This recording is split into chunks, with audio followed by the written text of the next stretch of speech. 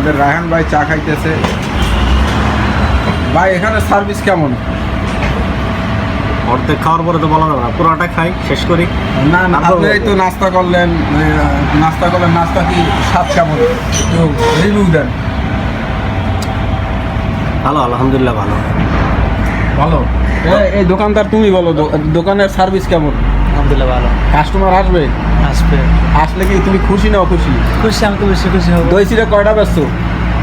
মনে করো দৈনিক এখন একটু শীতকাল একটু কম যায় দৈনিক। চলে ভিডিওতে আইছে তো লোক, আইছে তো কাস্টমার আসছে মোটামুটি আসছে। যাই হোক দর্শক, আপনারা আবার এই চলে আসবেন, এখানে বিভিন্ন ধরনের শীতের আইটেম আছে।